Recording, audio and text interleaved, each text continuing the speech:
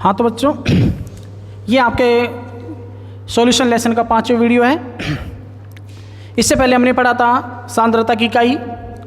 सांद्रता की इकाई में हमने पढ़ा था द्रव्यमान प्रतिशतता, आयतन प्रतिशतता, द्रव्यमान आयतन प्रतिशतता, मोलरता और मोललता। आज पढ़ेंगे हम विलेयता। विलेयता दो प्रकार की होती है, ठोसों की द्रव्यमान विलेयता, ठोसों की द्रव्यमान विलेयता। दूसरी होती है गैसों की द्रव्यमान विलेयता। गैसों की द्रव्यमान विलेयता, ठोसों की द्रव्यमान विलेयता और गैसों की द्रव्यमान विलेयता में काफ़ी समानता देखने को मिलती है। आपको समानता जो देखने को मिलेगी वो मिलेगी आपको प्रभावित करने वाले कारकों में। कारक सेम है लेकिन उनका प्रभाव अलग अलग है। कारक तो सेम है, प्रभावित करने वाले कारक, लेकिन इनका प्रभाव अलग अलग है और ये अलग अलग इफेक्ट डालते हैं इन पर। तो हम पढ़ेंगे पहले ठोसों की द्रव्यमान विलेयता। ठोसों की द्रव्यमान विलेयता को आप देखो, ठोसों की द्रव्यमान विलेयता क्या है? निश्चित ताप पर, या फिर लगा सकते हो आप एक निश्चित ताप पर, एक निश्चित ताप पर, एक निश्चित ताप पर 100 ग्राम द्रव विलायक में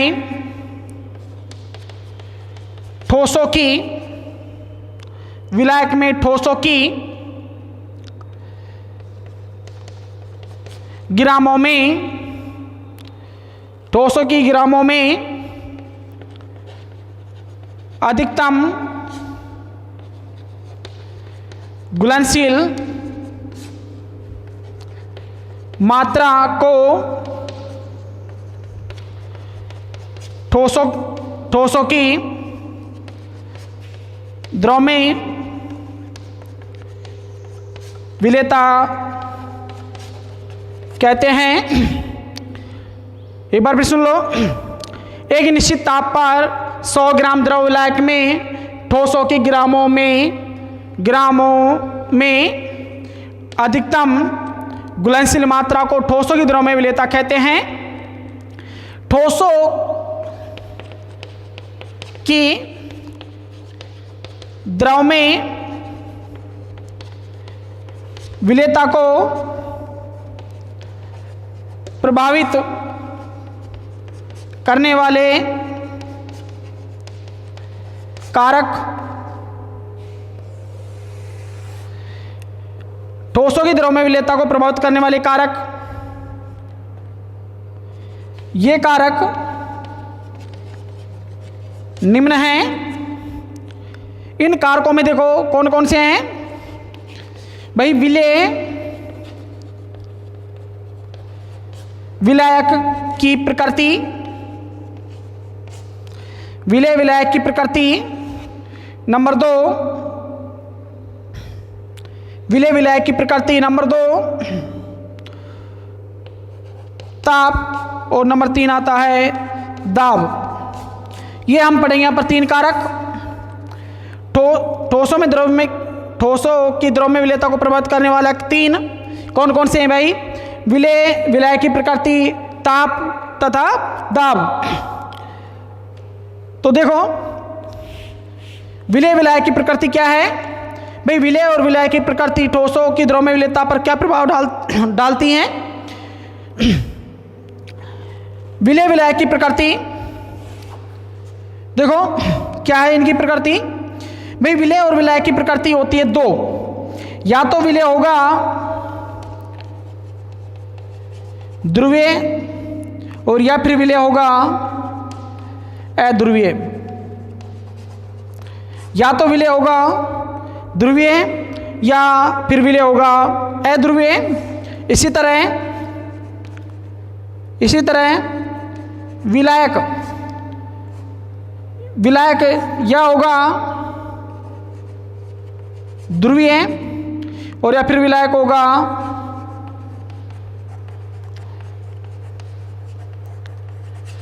अध्रुवीय। विलय या तो होगा ध्रुवीय प्रकृति का, विलय या फिर होगा अध्रुवीय प्रकृति का। इसी तरह विलायक या तो होगा ध्रुवीय प्रकृति का या फिर विलायक होगा अध्रुवीय प्रकृति का।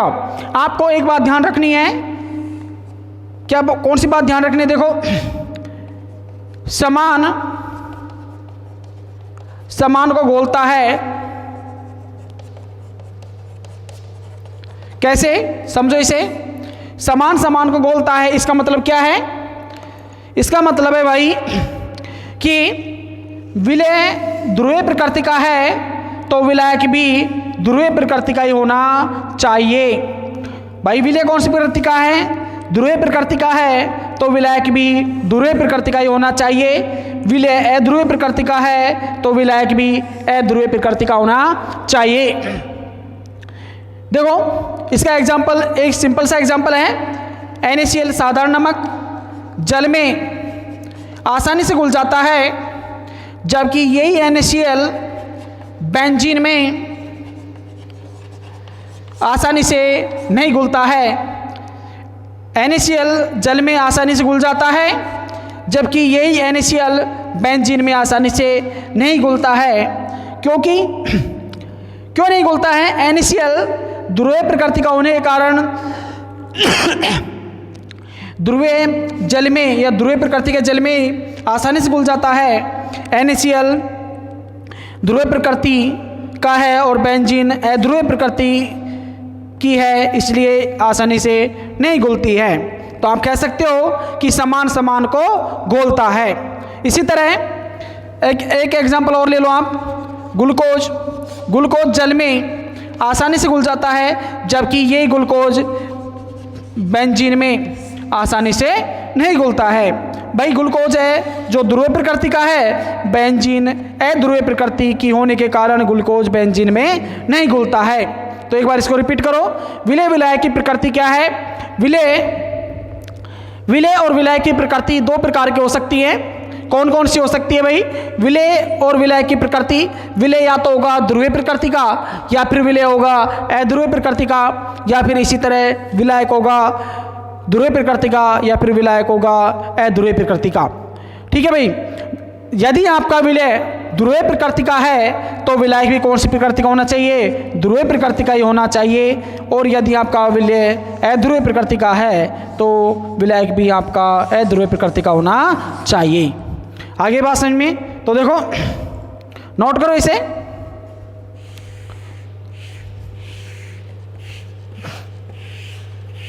क्या नोट करना है? देखो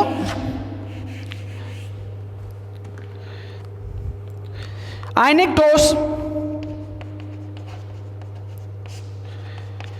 ठोस ध्रुवीय प्रकृति की। आयनिक ठोस जैसे NaCl, KCl, NaCl, KCl और KNO3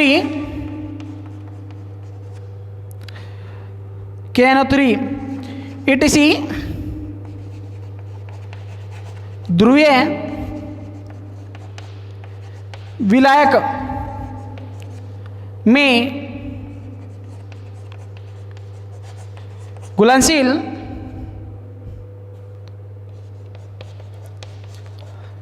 होते हैं,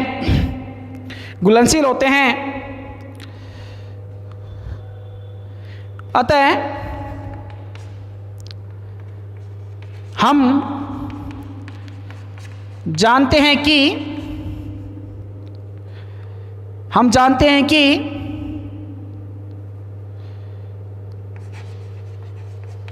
विलय की विलेयता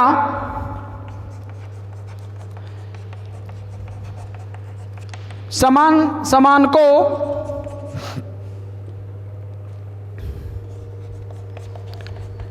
घोलता है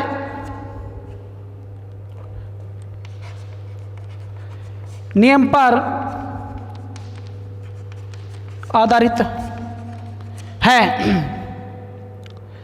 अतः हम जानते हैं कि विलय की विलेयता समान को घोलता नियम पर आधारित है। आगे देखो क्या लिखोगे इसमें आगे।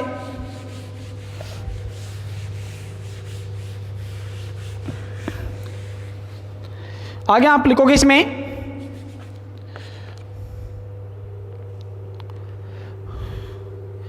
ध्रुवीय विलय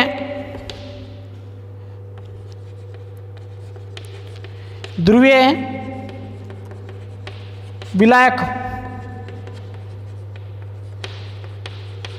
घुलता है, जबकि अध्रुवीय विलय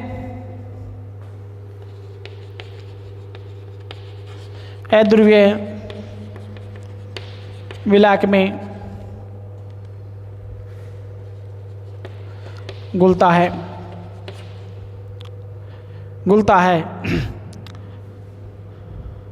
ठीक है भाई।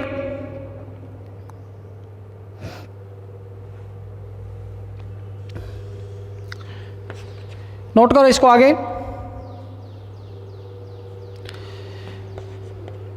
नोट डाल दो आप यहाँ पर। नोट, वे आयनिक ठोस जिनकी जालक ऊर्जा कम होती है तथा विलायकन ऊर्जा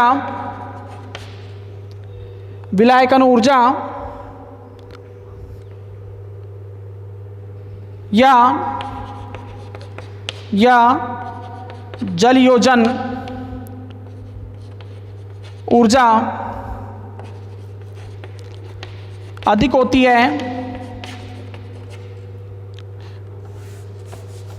जलयोजन ऊर्जा अधिक होती है। उनकी विलेयता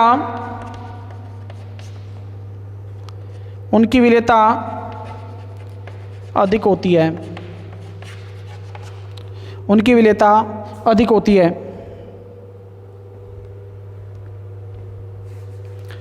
जैसे NaCl KCl की तुलना में अधिक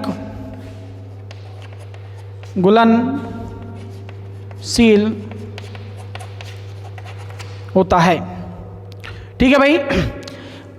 ध्रुवीय विलायक में घुलता है, जबकि अध्रुवीय विलायक में घुलता है। नोट में आप लिखोगे आप, वे आयनिक ठोस जिनकी जालक ऊर्जा कम होती है तथा जलयोजन ऊर्जा अधिक होती है, उनकी विलेयता अधिक होती है। जैसे NaCl KCl की तुलना में अधिक घुलनशील होता है।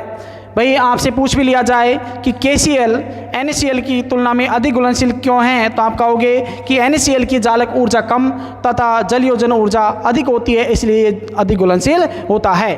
ठीक है भाई, नोट कर लेने से। आगे देखो,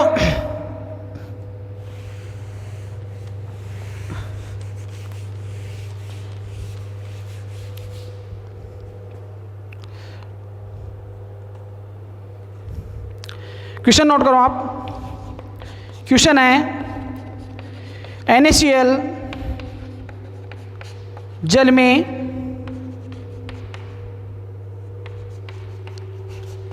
आसानी से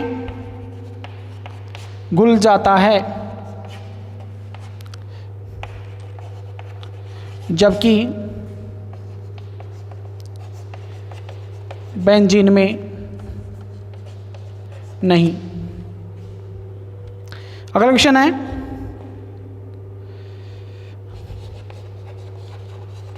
ग्लूकोज जल में आसानी से घुल जाता है। क्यों? अगला क्वेश्चन आप नोट करो। NaCl glucose. अगला क्वेश्चन है एंथ्रासीन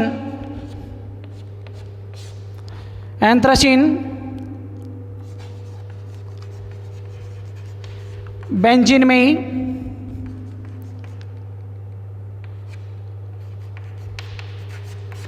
आसानी से घुल जाता है। क्यों? ठीक है भाई, ये 3 क्वेश्चन है, नोट कर लो इनको।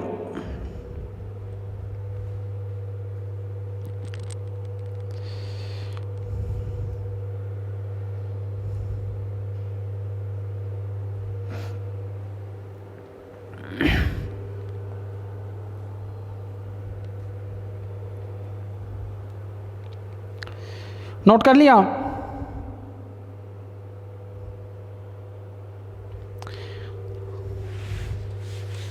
तो देखो, अगला इफेक्ट है आपका ताप का। ठोसों की द्रव्य विलेयता पर ताप का क्या प्रभाव पड़ता है, वो देखो आप। ठोसों की द्रव्य विलेयता पर ताप का क्या प्रभाव पड़ता है, देखो।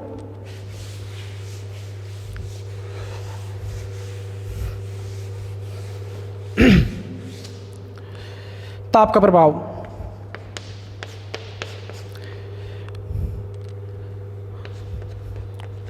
भाई ठोसों की द्रव्य विलेयता पर ताप के प्रभाव को ला-सातिल्य नियम के अनुसार हम समझेंगे इसमें। तो पहले आप देखो, संतृप्त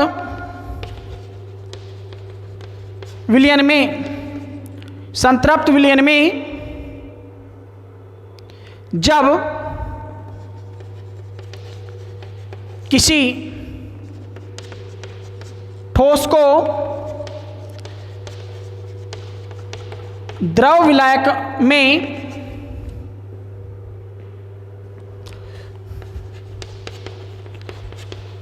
घोला जाता है तो निम्न साम्य प्राप्त होता है। ठोस विलय है और भाई द्रव विलायक है। आपको प्राप्त होगा विलयन। क्या प्राप्त होगा भाई? विलयन। ठोस विलय को द्रव विलायक में घोला जाता है तो आपको विलयन प्राप्त होता है। तो देखो,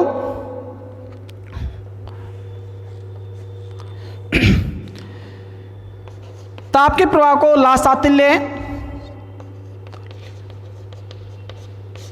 ला-सातिल्य नियम अनुसार हम पढ़ेंगे। यहाँ पर सबसे पहले आप देखो, यहाँ पर ला-सातिल्य नियम क्या है। तो ला-सातिल्य नियम को यहाँ पर नोट नहीं करना है आपको, बस ओनली सुनना है और समझना है। आपने 11th क्लास में पढ़ा है ला-सातिल्य नियम।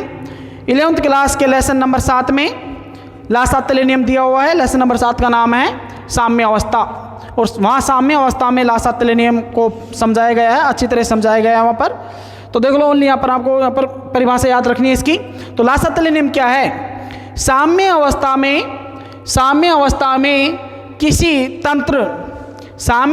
में किसी तंत्र की सांद्रता, ताप दाब आदि में परिवर्तन किया जाता है तो साम्य उस दिशा की ओर अग्रसर हो जाता है जिस दिशा में जाने से इनका प्रभाव नष्ट हो जाए। यही कहलाता है ला-सातिल्य नियम। एक बार फिर सुन लो,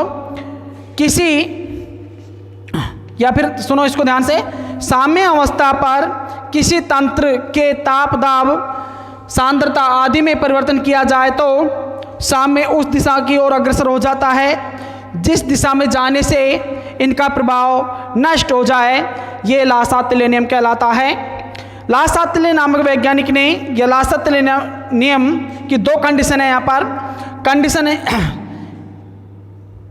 पहली कंडीशन है यदि delta H is greater than zero, delta H is greater than zero, अर्थात विलेय को विलायक, अर्थात विलेय को विलायक में घोलने पर ऊष्मा अवशोषित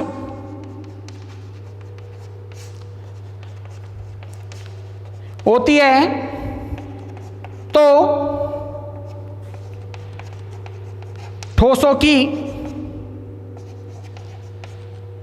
सॉरी भाई, तो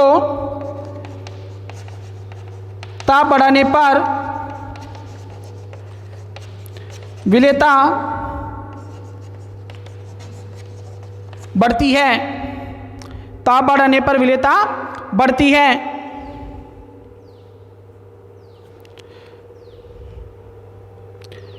विलेयता, ताप बढ़ाने पर विलेयता बढ़ती है। जैसे NH4Cl AgNO3 KI आदि। ठीक है भाई, लास्ट आते हैं नामक वैज्ञानिक ने ताप के प्रभाव को दो कंडीशन से समझाया।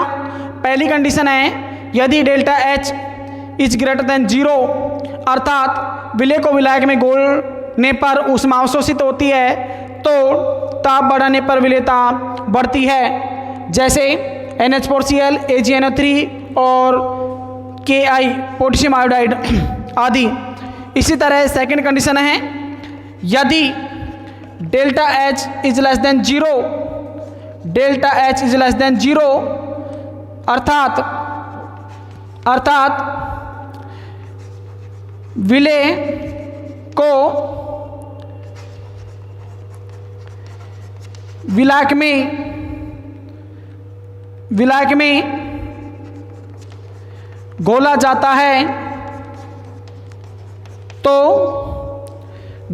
है तो ऊष्मा उत्सर्जित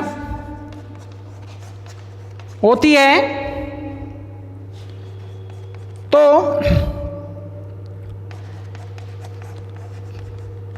ताप बढ़ाने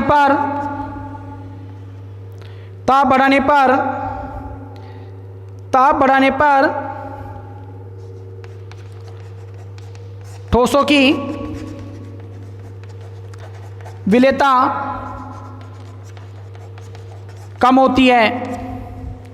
ठोसों की विलेयता कम होती है भाई। कब होगी कम? जब delta H is less than zero हो तो ठोसों की विलेयता कम होती है, और delta H greater than zero हो तो ठोसों की विलेयता बढ़ती है। ताप बढ़ाने पर विलेयता बढ़ती है। ध्यान रखना दो कंडीशन दी हुई है, कंडीशन नंबर एक delta is greater than zero और delta is less than zero. Delta H greater than zero का मतलब है कि जब विलेय को विलायक में घोला जाता है तो ऊर्जा या ऊष्मा अवशोषित होती है। इस स्थिति में आप ताप बढ़ाओगे तो विलेयता बढ़ती है। और दूसरी कंडीशन दी हुई है delta H is less than zero. इस स्थिति में आप विलेय को विलायक में घोलते हो तो ऊष्मा उत्सर्जित होती है, मुक्त होती है। ताप बढ़ाने पर ठोसों की विलेयता कम होती है। दो कंडीशन दी हुई हैं, दोनों ही मोस्ट हैं, ये एग्जाम में आ चुकी हैं भाई, ध्यान रखना इनको, ये एग्जाम में आ चुकी हैं।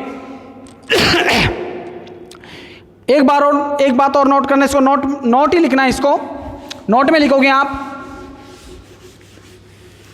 नोट लिखना।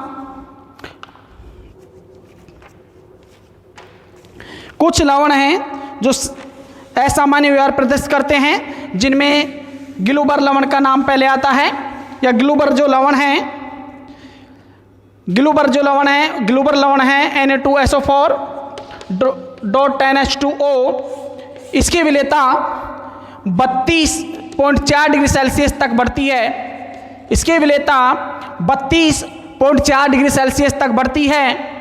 इसका मतलब यह है कि यदि इससे अधिक ताप किया जाता है तो इसकी विलेयता घट जाती है, यदि इससे अधिक ताप किया जाता है तो इसकी विलेयता घट जाती है। इसका कारण क्या है भाई? इसका कारण है ये क्रिस्टलन का जल, ये क्रिस्टलन का जल है, ये यहाँ से पृथक हो जाता है। 32.4 डिग्री सेल्सियस ताप से अधिक ताप करने पर क्रिस्टलन का जल अलग हो जाता है और इसकी विलेयता घट जाती है।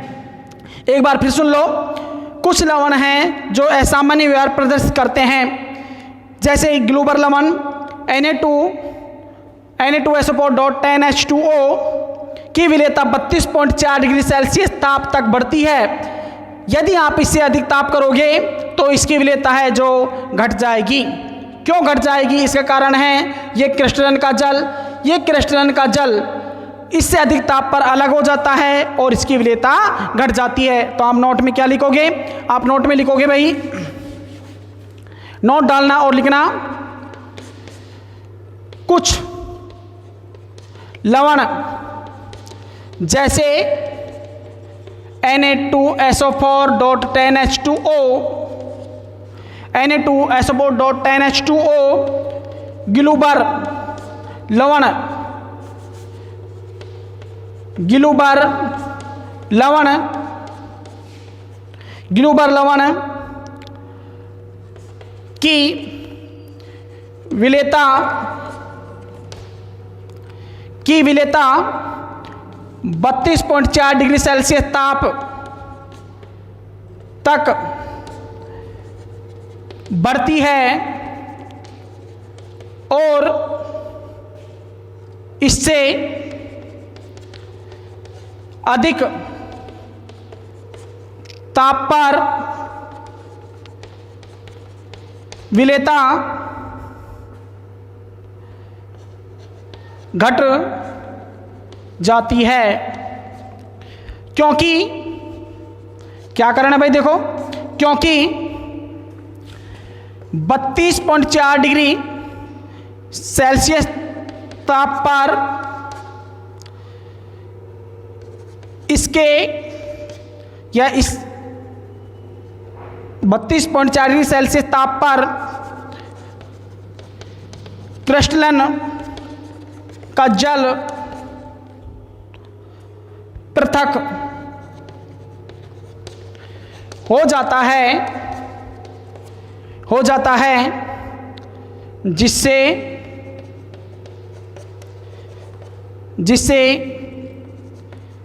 इसकी विलेयता घट जाती है भाई। बात आती है यहाँ पर क्रिस्टलन के जल की। ये क्रिस्टलन का जल क्या होता है इसको आप अच्छी तरह समझ लो। ये क्रिस्टलन का जल क्या होता है? देखो, क्रिस्टलन के जल को वैसे तो हम बोलते हैं